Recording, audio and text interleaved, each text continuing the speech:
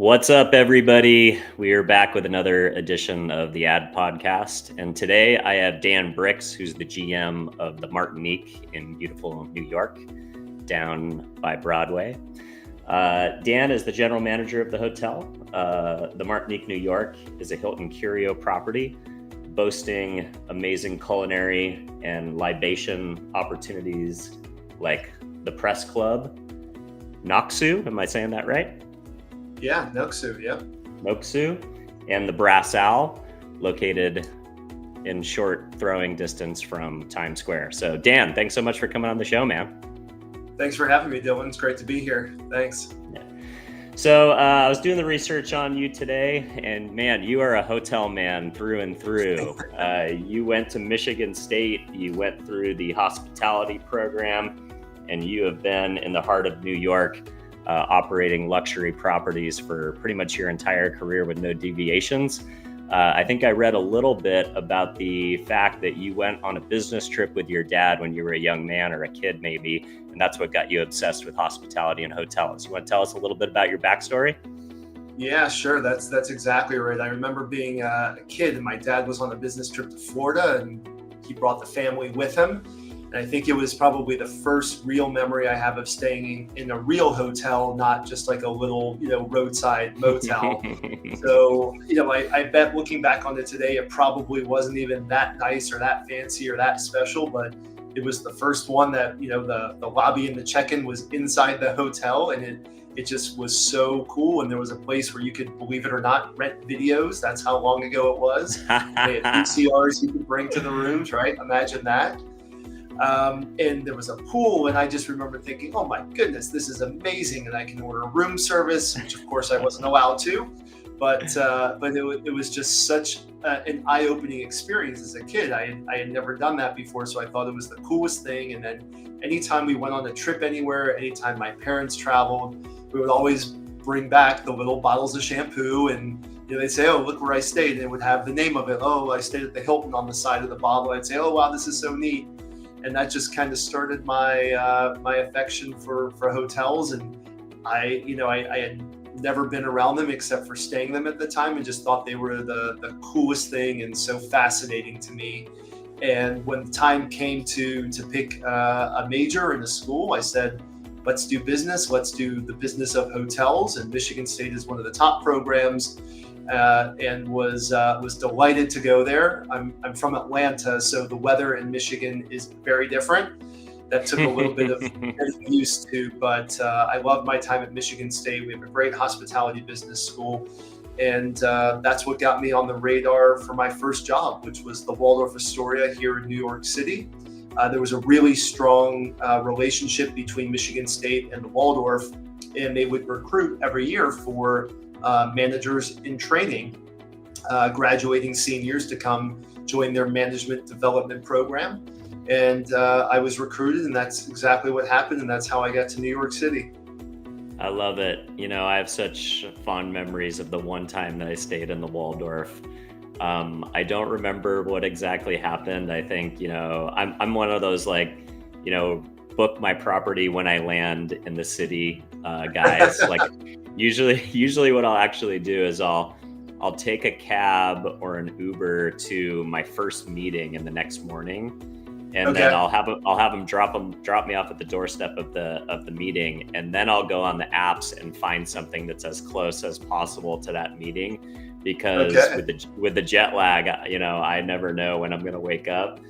And I don't know, for whatever reason, usually when I travel, I have to be somewhat price conscious, because I'm doing it on behalf of startups and businesses. And the Waldorf came up. It was a reasonably priced option. And the one thing I remember, man, is those rooms are the size of it felt like a penthouse in the basic room. For New York, it's such big rooms. Yep. Well, we're very excited for the reopening this year. It's been many years in the making, so very proud to see my first hotel in New York reopening and welcoming guests back this year after a full renovation. It'll be beautiful. Hear a lot of good things. I love it. That's exciting. So you also mentioned something else that's a little pet peeve of mine. I really love taking those little shampoos and stuff home, and now, of course, in the age of in the name of green energy or renewables, now Yep. we've got the big bottles in the showers. So what Yep. do you say? What do you say? You a fan of the old school? Take it with you, little self-serve models, or do you think we're doing the right thing moving into this new, You know, keep it in the shower thing? I think it's both. To answer your question, I'm definitely a fan of the old school. Not necessarily that I would take them with me. I just think it's a nice little personalized thing. Those little bottles they're in there, they're just waiting for you. But the big ones are obviously a little more eco-friendly, which I certainly understand. And with the amount of plastic out there, we Yeah. all know that that's a challenge. So I get it. In fact, we're very proud to be partnering with C.O. Bigelow, New York City's first apothecary, obviously the oldest apothecary in New York, and with the Martinique being one of New York City's first hotels and oldest hotels, 126 years old now. We thought it was a great partnership to have sort of two New York City institutions working together and partnering together. So we've got a great bath amenity product with them. They've been really great to work with, and it's been a fun partnership so far. Yeah, I love that. I mean, there's so many great partnership opportunities inside of hospitality, and I want to ask you some questions about that later in the interview. So thanks for bringing that up. So, what's your favorite keepsake that you've ever stolen from a hotel? Mine is the beer opener. Mine's the beer opener from the Excelsior in the north of Italy. Man, when I pull that thing out of my drawer, it brings that 3-week trip to the south of France all back for me. Oh, very nice, very nice. One of my favorite places to go. Also, I don't think I took anything from the hotels when I was there, but you don't Good have to tell man. me twice to go to the south. But I've got some great keepsakes from the Waldorf. Mm, One of them was an original brick. So that when they actually built the wow. building back in 1931, as we would do tuck pointing and work on the facade, we would come across these original bricks, and they are stamped in the brick. The Waldorf Astoria, 1931, with the date. So that was really fun to have in the office and keep around. And then also the original doorknobs to the building, 1931. We had original doorknobs to guest rooms, to closets, and things like that. I will say, I think on the last night that the hotel was open, I think many things seemed to disappear. There were many keepsakes taken. That's what I hear. My friends that worked there at the time were telling me artwork was coming off the walls, even. So people wanted a piece of that treasure. So Yeah, I bet. very, very interesting. Well, that's a good question. Like what generally happens when a hotel like that shuts down for like a permanent remodel that we know is going to take multiple years? What do they do with all the stuff that's left over? Yeah, I think every owner has a different opinion what they'll do. An owner that owns more than one hotel might take some of Mm, the stuff out of the hotel that's closing and redeploy it to another hotel. I think many times they'll try to sell what they can. They might liquidate things. They might give some pieces away or something like that. So lots of different options. With the Waldorf, I think they did a little bit of both. I know that they also definitely secured some of the valuable stuff that they wanted to bring back when the hotel reopened. So they've been storing a lot of important things and things that they want to bring back, and it'd be nice for those to see daylight again and be able to welcome back those guests with a lot of the same pieces that they had before, of some of the mementos and things like that. But it's been a full renovation, so it'll be all new furniture, all new guest rooms from top to bottom. So not reusing any of the old furniture, but perhaps some famous artwork or some famous keepsakes. I'm sure they'll want to display again. yeah, I love that. All right, so let's get into the history of the Martinique, New York. So you already mentioned 126 years, one of the oldest hotels in the city. In my research, my understanding is that it was named after the original architect, somebody named Martin, but with a French twist, and then Martinique. So do you want to tell a little bit about the founding? Yeah, that's exactly it. The original owner of the hotel, his last name was Martin, but he loved France. He loved the chateaus of France and wanted to build his hotel to emulate that. So that is the architecture of our hotel is built after the old chateaus of France. You can see the ornate mansard roofs that we have and the overall architecture. So his last name was Martin. He loved France, so he added the "ique" onto it and called it the Martinique. So that's how he got the name. And we're very proud of the original architecture. We still have many of the original architectural details, including the facade, the mansard roofs. Inside the hotel in the main lobby, we have an original hand-laid tile mosaic floor that's original to the building, as well as our spiral staircase that goes from the level below the lobby all the way up to the 18th floor, and is one of our real kind of Instagram moments when you can stand underneath it and look all the way up and see all the way up 19 floors of a spiral staircase. It's a really special view. That's really cool. When did it become part of Hilton? So it became part of Hilton's Curio collection in 2019 officially. The hotel had a full renovation prior to that. It became part of Curio collection in 2019. Unfortunately, it was closed for a bit during COVID and then reopened again at the end of 2021. So this hotel is, we're really proud to be part of Hilton's Curio collection. The Curio collection is exactly that. It's a collection of unique and interesting hotels, many of which were previously independent or, might not be your cookie cutter Hilton or Marriott or, whatever it might be. They're hotels. The Curios should be local. It should be interesting. It should be unique. It should be authentic. It should have a great food and beverage concept and just so many picturesque moments, something that's so unique and different that all of these hotels really do have their own story to tell. And that's partially what makes them unique. And that's what makes them part of the Curio collection, because everyone you go to is going to be completely different and completely unique with its own identity. And that's what makes it so much fun to be able to stay at different Curios.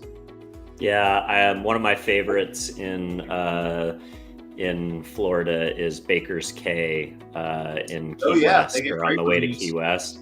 I went down there, as I normally travel with no reservations, and we drove by it one night. We pulled in, we stayed for a couple of days. It was amazing. It's the only place in the Keys that has deep enough water to actually swim and do water sports. Everything else is very shallow and gradual. And we took paddle boards, super far south, but yeah, it was just a really cool property.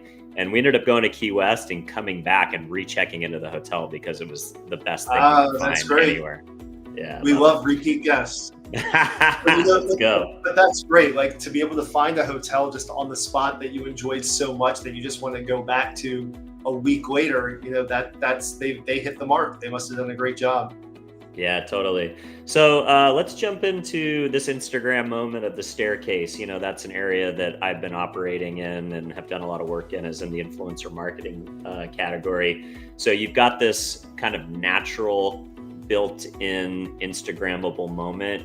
Most hotels and most hospitality marketers these days have to create that from scratch. They usually have to build that into their marketing strategy or their redesign. But you guys already have this asset. So what's your guys' strategy with there? Are there people kind of coming in and off the street all the time that want to take that picture? Do you guys hire influencers and bring them into the property to capture that moment? How do you use that asset, and how does that become part of your social strategy? Yeah, I mean, it is a social strategy. There's a far-reaching social strategy from as you mentioned, it could be influencers to the content that we're posting on Instagram, even on LinkedIn, which is obviously more professional network, but I have guests that reach out to me on LinkedIn sometimes.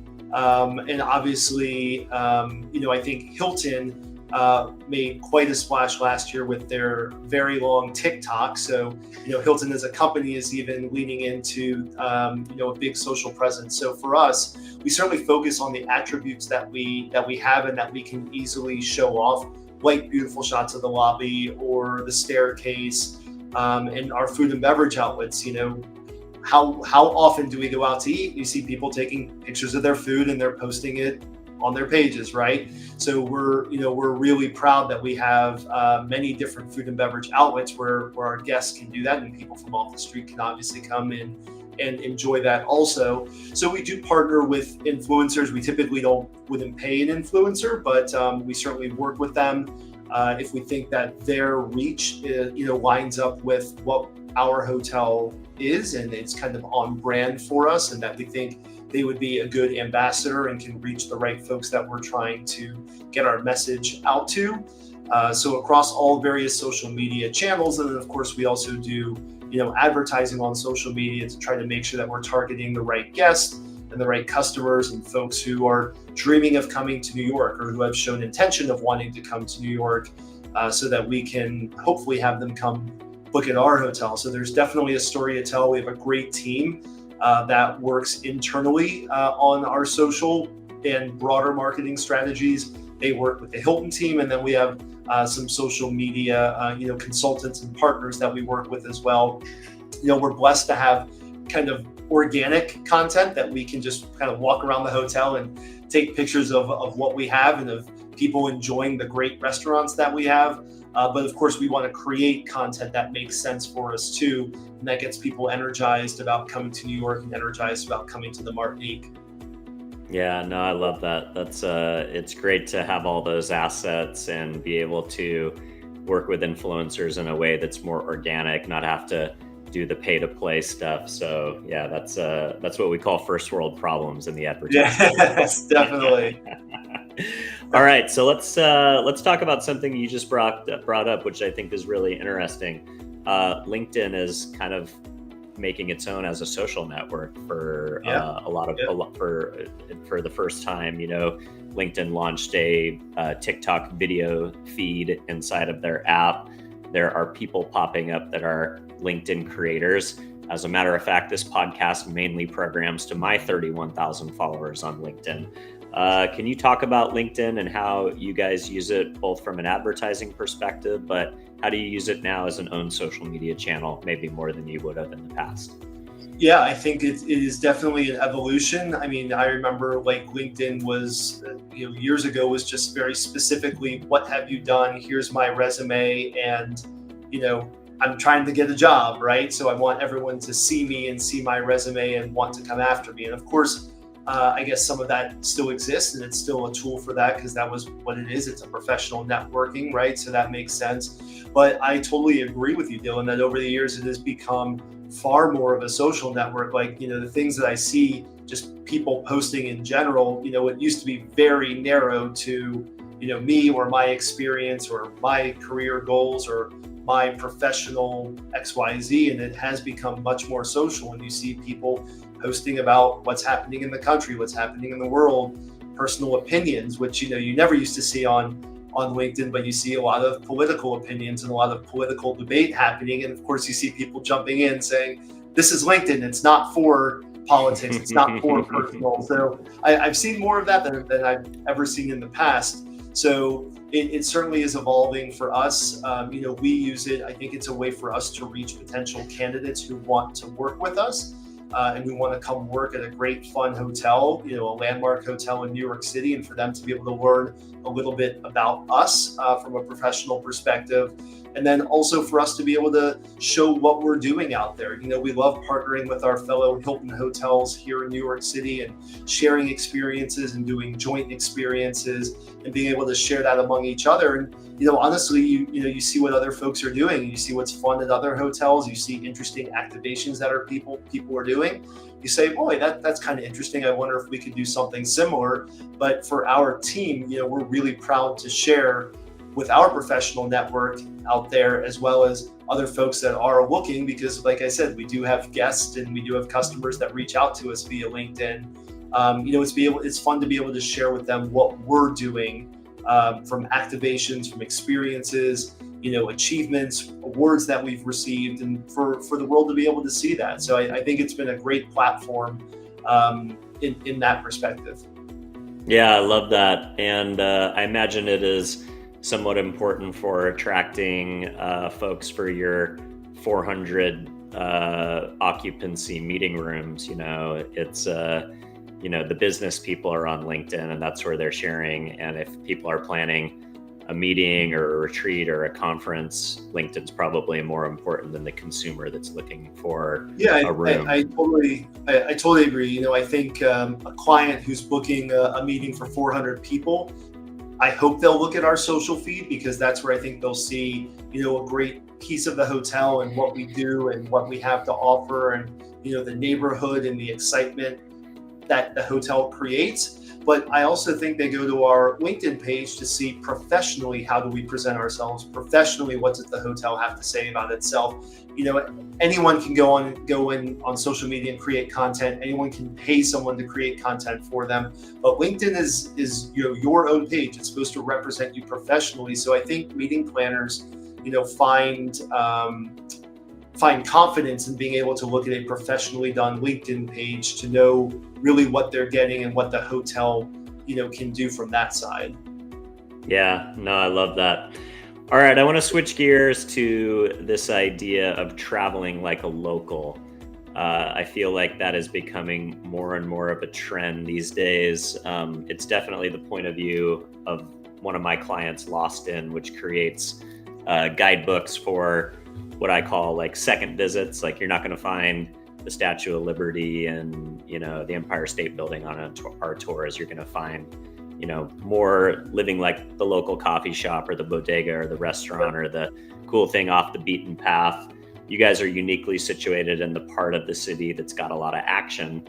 How do you define traveling like a local? Well, again, that's what I think is great about Curio, is that's what a Curio Collection hotel is supposed to be about. It's supposed to be representative of your neighborhood. You're supposed to feel like it's special and like you're part of the neighborhood. When I look at our location here in New York City, we are at the intersection of Midtown, Times Square, Nomad, and Koreatown, and Herald Square. So any direction you walk, you are going to find something special and find something interesting. If it's the hustle and bustle of Times Square that you want, it's a 10-minute walk. If it's the Empire State Building that you want, it is literally right across the street. If it's Madison Square Garden, because you want to see a concert or whatever it may be, 5-minute walk. But what's also interesting about it is we are nestled right next to Koreatown. So that is certainly a little more off the beaten path from a tourist perspective, unless you really had your heart setting on going to Koreatown, which most guests that come stay in Midtown hotels, that's not number one on their list. But I think once you get outside and you walk around and you see the vibrancy and you see the energy just over these couple of streets, you're like, wow, this is really cool. And the authentic Korean barbecues, the authentic restaurants, the authentic tea shops, and retailers. It's such an interesting piece that we have that no one else really has. We're also right next to where the old flower district used to be in New York City. So you can walk 2 blocks down on Broadway and it's just florist after florist, and it's the original mom and pops.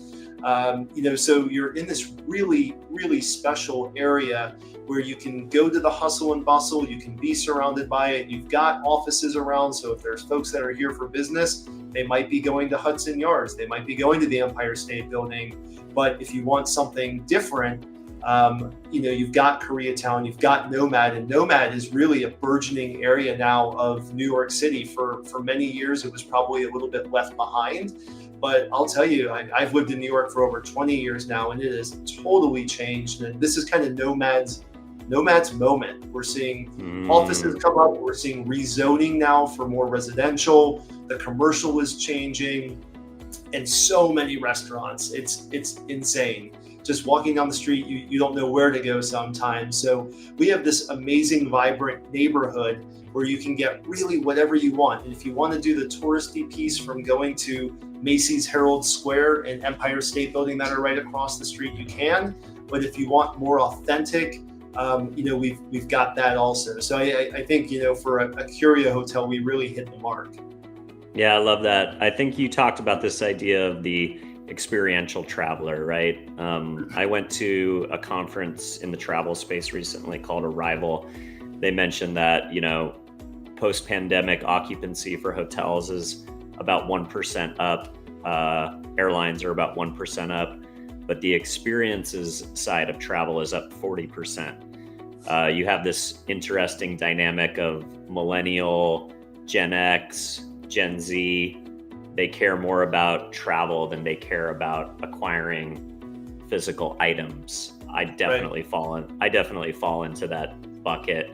How do you guys approach trying to market to that experiential traveler and get them to consider the Martinique, New York versus so many of the other options that are on Manhattan?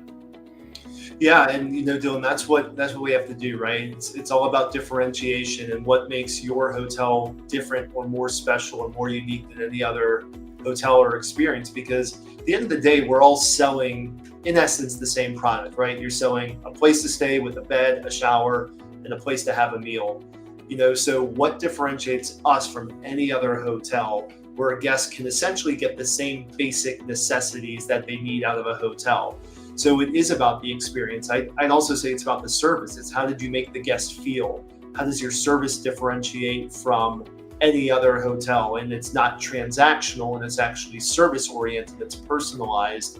And for experiential, for the Martinique, New York on Broadway, we are wanting to become a culinary destination. That is really the experience that a guest will walk away from after staying in our hotel, is the different culinary options that we have. We have B&L Diner, which has been a great diner edition, the throwback to the old New York City diner that many people said was a sort of a dying breed in New York. Just opened a few months ago for us, back in November actually, along with a grab-and-go coffee shop in the main lobby. We have the Bronze Owl, which is our cocktail bar, Italian-inspired, sort of Italian flair cocktails, sort of an ode to the cocktail bar of old in hotels, but with a great twist, great cocktails that have been invented by the team there. Lovely setting, so rich, the colors, the ambiance, fantastic, but they also know how to kind of turn the volume up a little bit. We have DJs on the weekends and make it really fun and exciting as well. And we talked about Noksu at the very beginning of the program. It's a 12 or 13 seat Korean fine dining experience. It is, I think, 12 courses these days, and they were just awarded their first Michelin star. Wow, congratulations. That's awesome. So their team does a phenomenal job. It's really cool to have them. And what's fun about Noksu is you don't enter through the hotel. You actually have to enter through the subway platform that's underneath the hotel. So it's almost like a speakeasy. You get the code sent to you a few hours before your reservation, and you use the code to open the door from the subway platform. So you walk in from the subway platform, which is a New York City subway platform, and then you walk into this beautiful dining room with a long counter, marble everywhere, and the chef and his team waiting to greet you for a Korean culinary journey. And they do a great job. Obviously, they got a Michelin star, so they well deserved for them.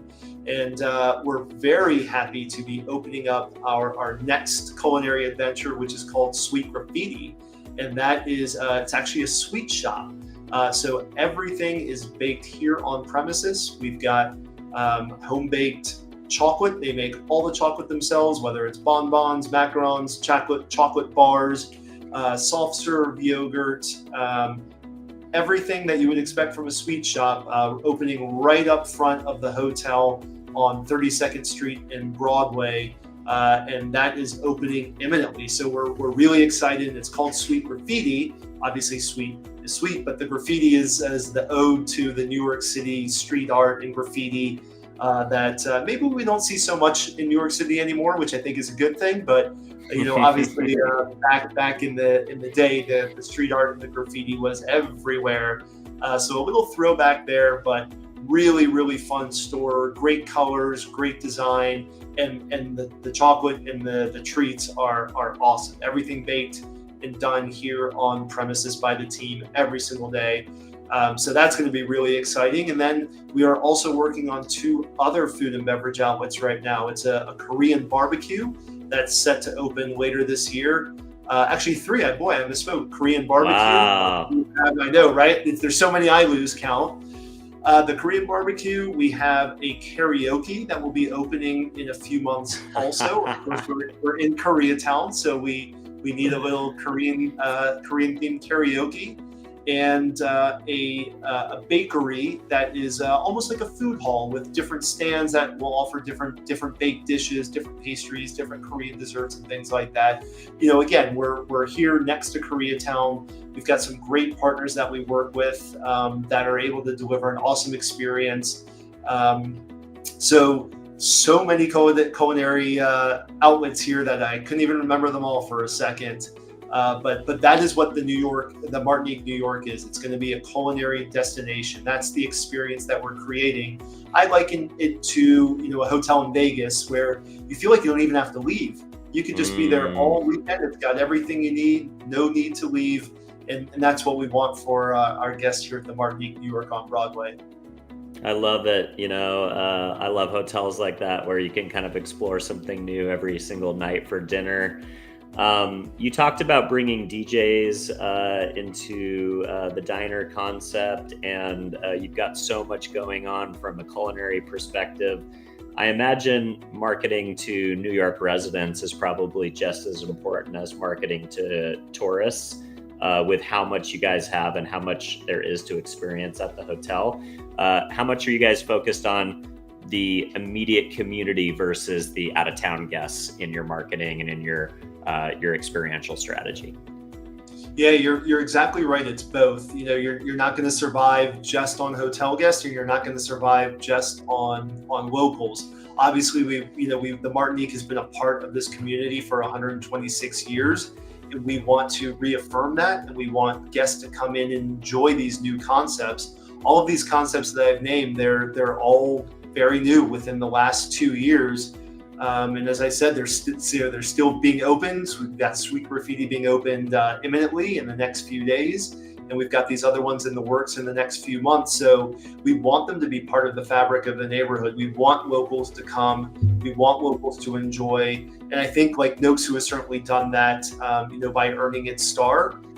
You're not going to get just tourists. Certainly there are tourists who will only go to, I suppose, Michelin-starred restaurants as they travel, but I think that's probably a minority of that. I think most people who are going to go to your great restaurants in the city are folks that live here, especially this being New York, where you have so many thousands and thousands of restaurants to choose from. You have to have a following. You have to have a good presence from the locals. And of course, we want to make it approachable for our guests. We want our guests to be able to experience it also.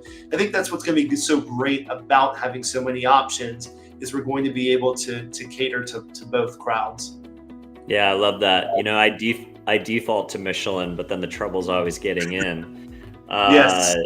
Any special privileges for guests to get on the list?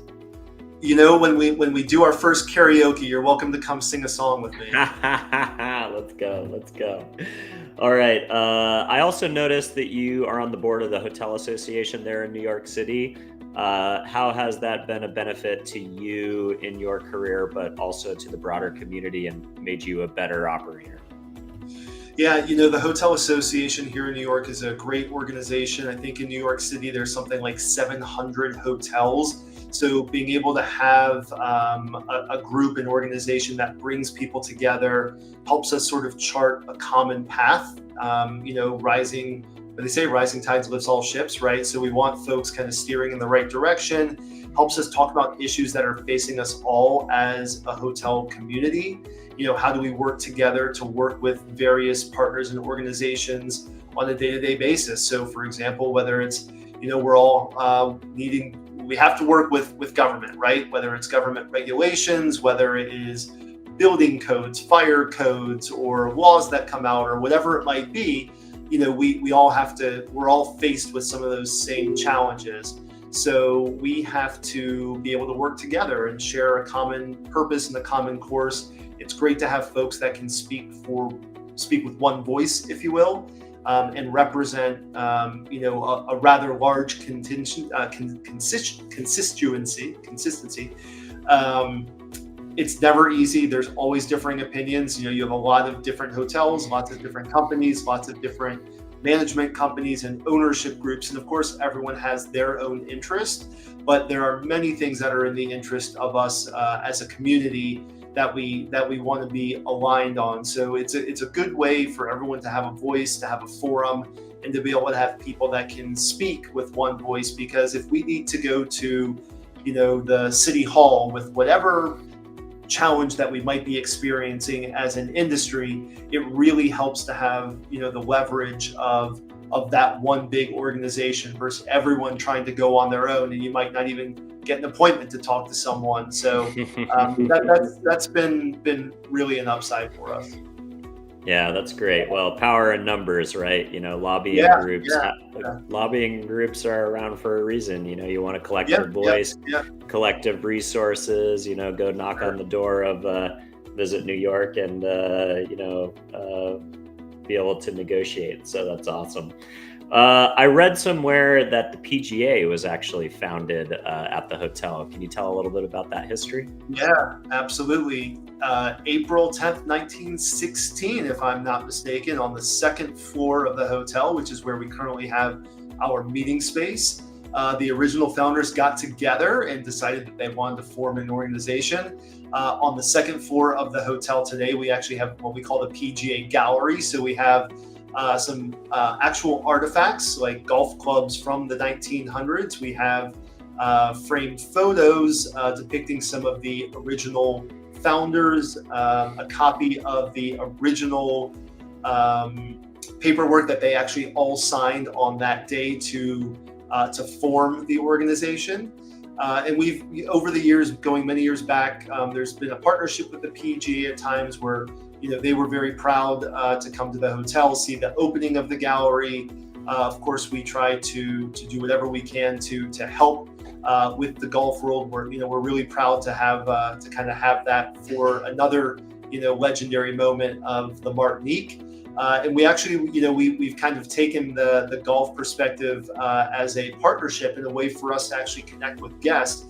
We have a partnership with 5 Iron Golf that's right across the street from us, so you can book a hotel room and your golf simulator at the same time. And they've been really fun to work with. So, playing on the fact that golf and the PGA was a big part of our history, and we hope that we were a big part of their history because this is where it was founded. To be able to do that today and kind of keep that alive has been really fun. So every April 10th, we'll do a little something, and it's right around the corner again.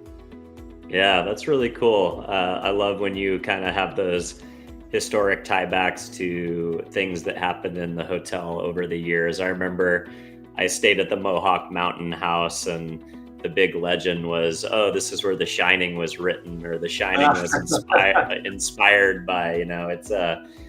It's nice to have that history because we resonate with storytelling, right? We don't just resonate with features and benefits. We resonate with the story behind properties. Apparently the Hotel Del is haunted. I stayed right across the room that's supposed to be haunted, and I didn't hear anything. But lucky you. But that's a beautiful hotel, also.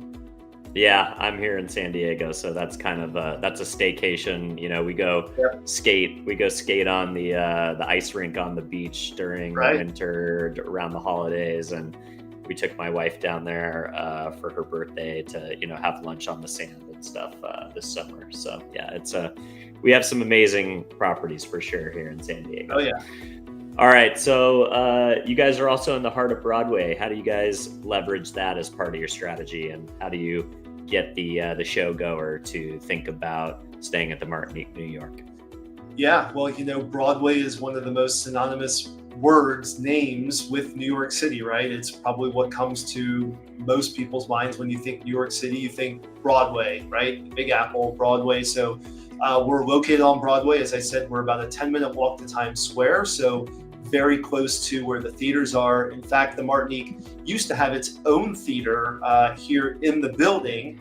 And we had some very famous actors that actually did some, I guess at the time it probably would have been called off-Broadway shows, including Sylvester Stallone did one, and a number of others. And in fact, we have a timeline on our website. If you go to martiniquenyc.com and go to our history, you can see sort of a timeline of the history of the hotel and read a little bit about some of the fun plays and some of the fun artists that have been here. So we're actually really happy that we used to have a theater here. We've actually got some of the old artifacts. We've got some of the old posters for our library, if you will. So Broadway is fantastic. Hilton has been a great partner with Broadway and working with some of the Broadway shows. And again, our location, I just don't think our location can be beat. To be right where we are in the heart of Manhattan, to go anywhere you need to go, and with the Broadway theaters just steps away. I love that. Awesome. Well, hey, I think we've done a nice exploration of your background, your strategy, and some of the amazing features and benefits that the Martinique, New York has to offer travelers. I'm a big fan of going to France, spent time in the south of France in Cannes and Paris. So anything Parisian or anything French definitely gets me excited. So I'm definitely going to keep you guys in mind. We also here in San Diego in the Convoy District, we have our own little Korea, I guess, LA, where I travel to work. My wife was just up there with my daughter for a modeling audition the other week, and they ate Korean barbecue because we can't do that because my son's 2 years old and he can't be by all the fire and stuff like that. They went out the other night. So I love the idea of kind of that Korean fusion and all the things that you guys are doing with the suites and the karaoke and the flower district. So yeah, you've got my mouth watering. I definitely am excited to check you guys out on my next New York trip. And I'll tease that the next Lost In guide will feature New York. I'm not going to tell you guys what neighborhood yet, but we just finished Venice Beach in November. We're coming to New York next. I'm going to be living in New York for 5 weeks to work on the partnerships for the next Lost In guide. So hopefully nobody from HQ is too upset with me that I'm teasing that out today.